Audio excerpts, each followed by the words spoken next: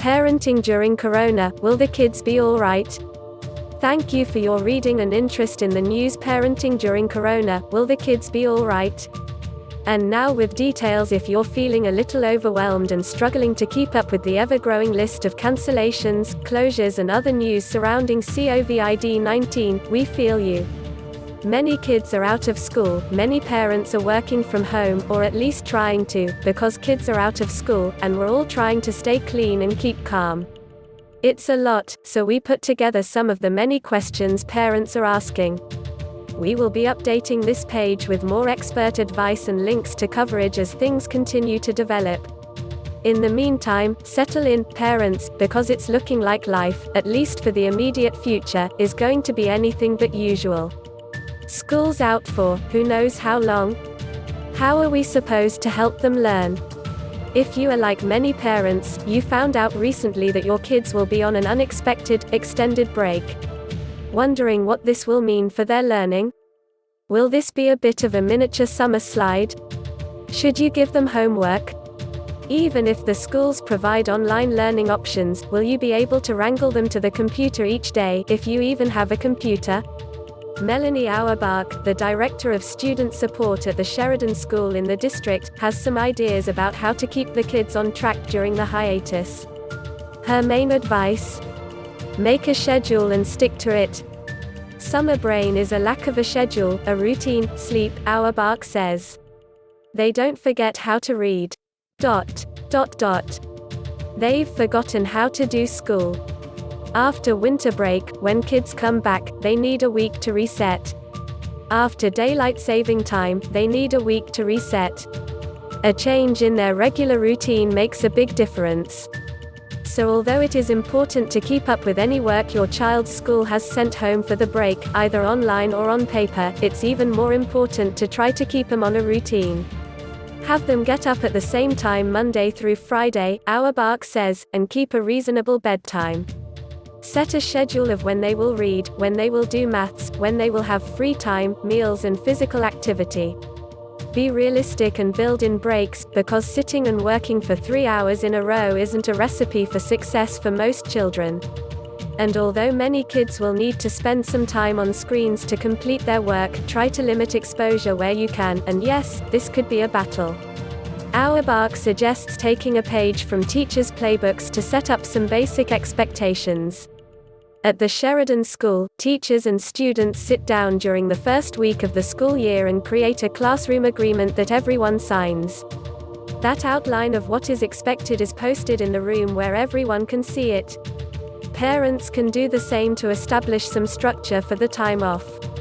The more explicit and upfront things are in terms of planning, the more available they are going to be to learn what everyone is trying to teach them, Auerbach says. If there is no bedtime and they are watching TV all day while they are off, you're not going to have a child who's showing up to school in April ready to learn anything. In terms of learning, Auerbach suggests finding ways to make it fun. Let your children teach you a skill they have been working on, or look for games or other hands-on activities to break up the online learning or worksheets. Have them play and then write a story about what they did, or create a store in your kitchen or do a cooking activity to work on maths skills. Keeping them invested and engaged in what they're doing is better than letting the parent just drone on, Auerbach says.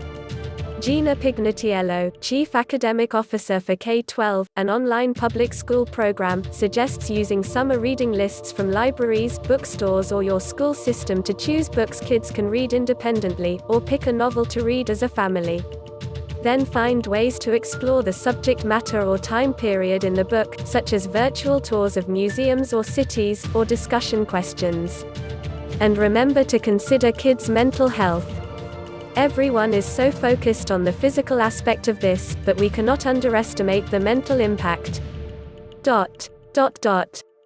Spend time talking as a family about their concerns, Pignatiello says. You can put all the books and supplemental programs in front of them, but if they're overwhelmed by this, none of that is going to make a difference. Can they have play dates? In the case of the coronavirus, kids have mostly been carriers, either asymptomatic or showing only very slight cold-like symptoms. But they can pass this virus on to grown-ups easily. For Maha Madhavinya, a physician in allergy and immunology at Rush University Medical Center, this probably means no more playdates for her 9-year-old and 6-year-old, who won't be in school. She had been considering letting them have up to 3 friends at a time in the house, but after watching things unfold in Italy, and now that she has a positive case in her ICU, she is leaning against it. It's a disaster, and children are in the mode of transferring it now. Outdoor activities where there isn't much shared equipment or contact should be fine, like riding bikes, she said. Playground equipment, which are being touched by children who may not have the best hygiene, should be avoided. This is the time to continue to remind them to wash their hands, not pick noses, avoid touching faces. Pediatrician and father of 3 Peter Jung says we do need to consider minimizing play dates. The key to slowing this pandemic down, as seen in Singapore and South Korea, is social distancing, he says. The general rule of thumb should be to limit all social interaction as much as possible. Realistically, we are social creatures, so people are going to meet, and should this happen, the smaller the group the better. The key right now is to slow the spread of the coronavirus. As parents, if we don't take it seriously and curb face-to-face interaction, we defeat the purpose of closing schools and workplaces. So, how do we entertain kids as we're trying to stay away from others? This may not be the time to ban screen time. But you can set it up in a way so kids won't get completely sucked in. Routines will help to avoid power struggles, says Devorah Heitner, author of Screen Wise. Collaborate with kids to think about the best uses of tech during this unusual time in all of our lives. Is this a good time to download a new game? Learn a new skill together on YouTube? FaceTiming, texting, gaming with friends and social media will help keep kids connected to the friends they would usually be seeing. Find educational games, if you can, for your child's age group. Common Sense Media is our go-to for good suggestions and reviews of apps and games. Other ideas, from a colleague of ours, who got a bunch of dollar bills. My kids will do anything for $1, she said.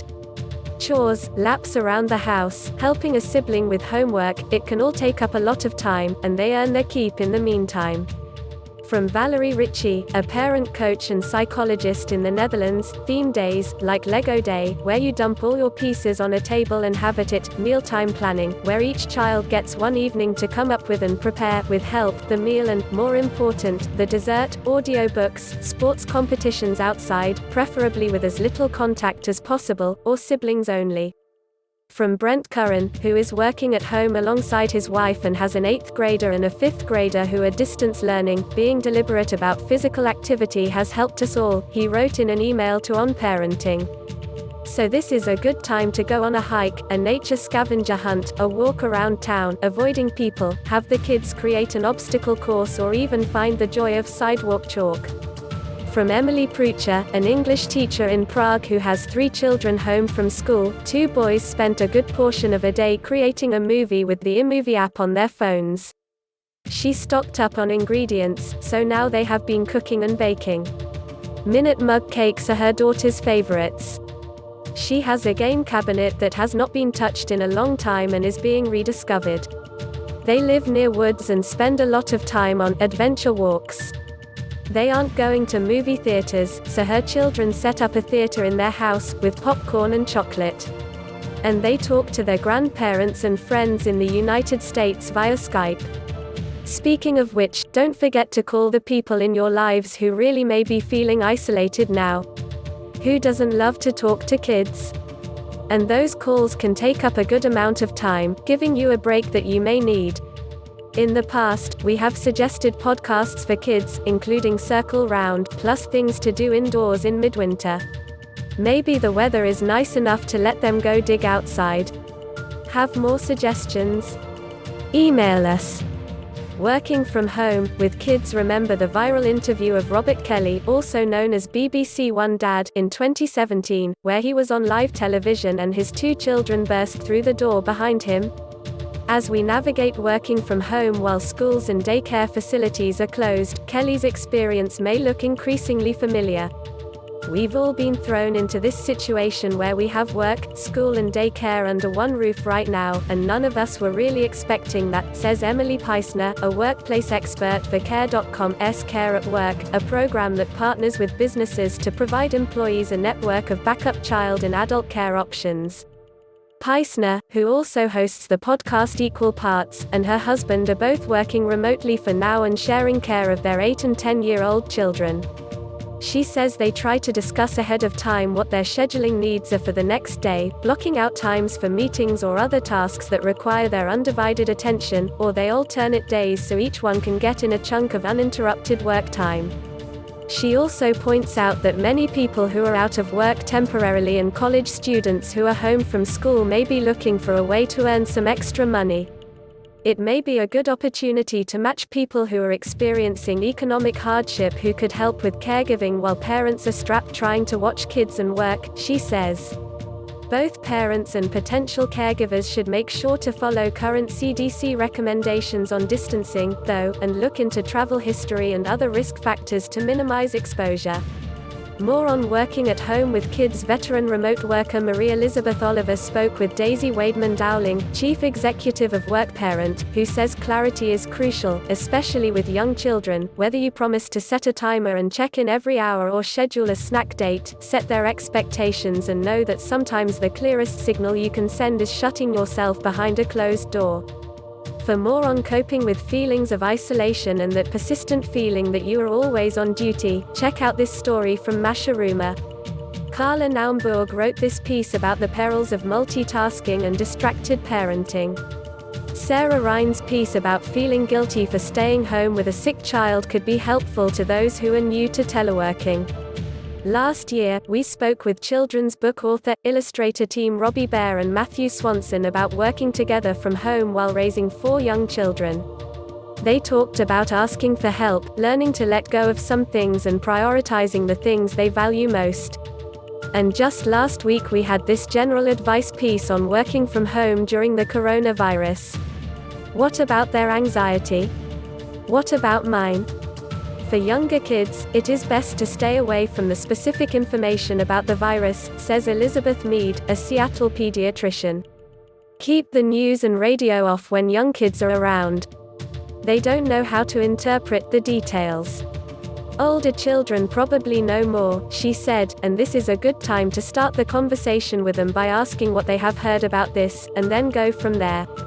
It's helpful to set a calm tone, said Jamie Howard, a clinical psychologist in the Child Mind Institute's Anxiety Disorders Center and the director of its Trauma and Resilience Service. So if parents are anxious, we usually say that's totally understandable. But just take a minute and don't have a conversation with a child when you're feeling particularly anxious or annoyed. It's easy when we're hunkering down, she said, to not do anything and watch news channels on endless loops. Don't do that. Take breaks, get outside, and make sure your children and you are eating healthful meals regularly. On the bright side, Ned Johnson, president of Prep Matters and co-author of The Self-Driven Child, wrote recently for On Parenting, neuroscience shows that it is adversity in life, dealing with tolerable challenges and stress, that wires the brain for resilience. He offers tips for helping kids increase their sense of control as the coronavirus approaches. These were the details of the news parenting during Corona. Will the kids be all right? For this day, we hope that we have succeeded by giving you the full details and information. To follow all our news, you can subscribe our channel for more informative videos. Thank you.